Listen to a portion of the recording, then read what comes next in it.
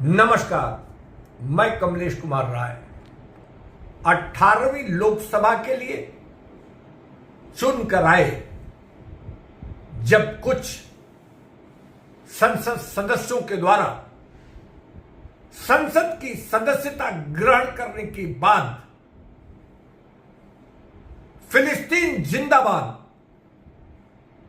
और हिंदू राष्ट्र जिंदाबाद के नारे लगाए गए तो संविधान के साथ इससे भद्दा मजाक शायद कुछ और नहीं हो सकता। संसद में बैठे तमाम छोटे बड़े नेताओं से लेकर पूरा देश ऐसे नारों से अवाक हो उठा। ऐसा लगने लगा कि तेलंगाना से संसद के लिए चुने गए ओवैसी किसी भारतीय संसद के लिए नहीं बल्कि फिलिस्तीन के लिए चुने गए। वो भारतीय संसद में संसद की सदस्यता की शपथ नहीं ले रहे हैं बल्कि फिलिस्तीन के संसद में संसद की सदस्यता लेने के बाद फिलिस्तीन जिंदाबाद के नारे उनके द्वारा लगाए गए हैं। अपने क्षेत्र से ओवैसी इस 18वीं लोकसभा के लिए भारतीय संसद के लिए चुनकर भेजे गए। वह किसी एक वर्ग विशेष के प्रतिनिधि नहीं है। वह अपने समूचे संसदीय क्षेत्र के सभी उन मतदाताओं के बतौर प्रतिनिधि संसद में पहुंचे हैं और जिसके लिए उन्हें अपने मतदाताओं की जयकार करने की जरूरत है। इस हिंदुस्तान की जयकारा लगाने की जरूरत है जिसकी लोकतांत्रिक व्यवस्था का नतीजा रहा कि वो ऐसी संसद में बतौर संसद सदस्य शपथ लेते हैं और हिंदुस्तान जिंदाबाद लगाने के बजाय फिलिस्तीन जिंदाबाद का उनके द्वारा नारा लगाया जाता है।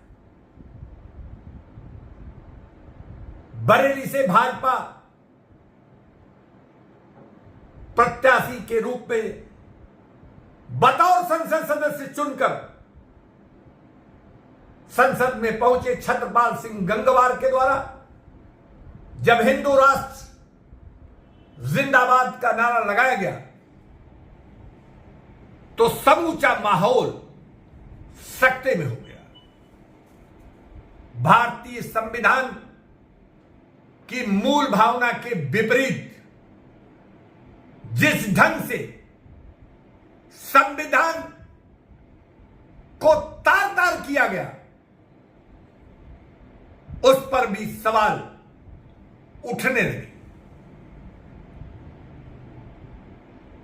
एकता, अखंडता और सद्भावना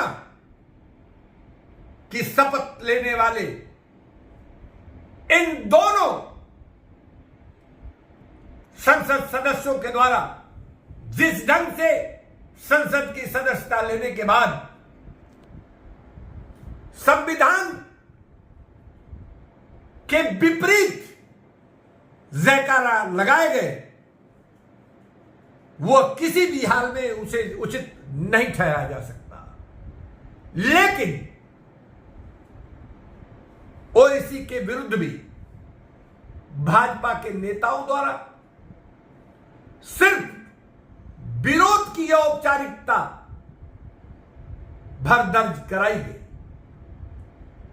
हालांकि राष्ट्रपति तक के यहां ओवैसी के द्वारा फिलिस्तीन जिंदाबाद के नारे की शिकायत की गई, लेकिन यह महज औपचारिकता मानी जा रही है, क्योंकि भाजपा नेतृत्व का संभवतः यह मानना है कि यदि ओवैसी के द्वारा फिलिस्तीन जिंदाबाद का नारा लगाकर गलत उदाहरण प्रस्तुत किया गया तो उनके बरेली से चुनकर आए सांसद के द्वारा भी हिंदू राष्ट्र जिंदाबाद के नारे को भी किसी के भी द्वारा इंडोर्स नहीं किया जाएगा।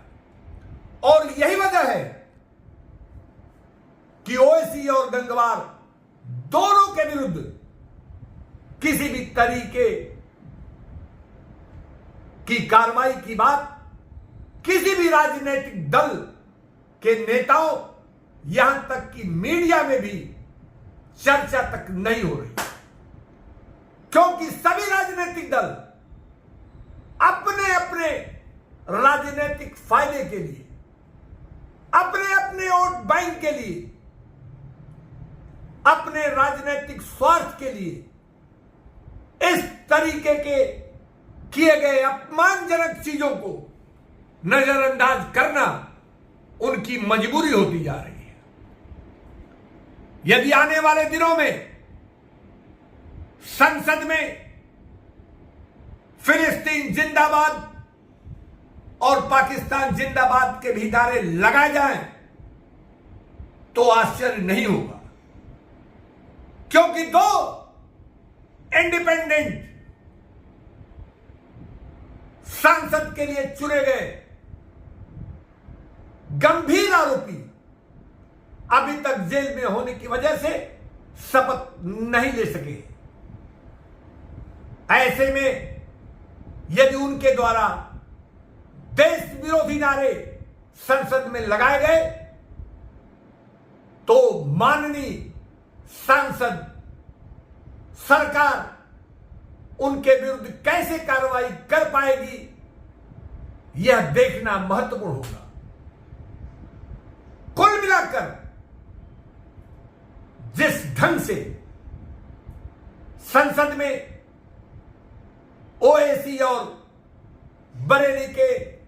बरेली से चुनकर आए सांसद महोदय के नारों को नजरअंदाज किया जा रहा है, वह स्वस्थ लोकतंत्र के लिए ठीक नहीं माना जा सकता। जरूरत इस बात की है कि सरकार इन दोनों के द्वारा संविधान से मजाक करने पर इनको दंडित करने के लिए एक संसदीय कमेटी का गठन करे और उसकी रिकमेंडेशन के बाद इन दोनों संसद सदस्यों को संसद से बाहर का रास्ता दिखाया जाए। लेकिन सवाल है कि जब हर राजनीतिक दल अपने राजनीतिक फायदे के लिए संविधान को दरकिनार कर सोचता है, निर्णय लेता है, ऐसे में ऐसे नेताओं के विरुद्ध कार्रवाई करना क्या आसान होगा? उपभोक्ता मंच के लिए आज बस इतना ही। नमस्कार।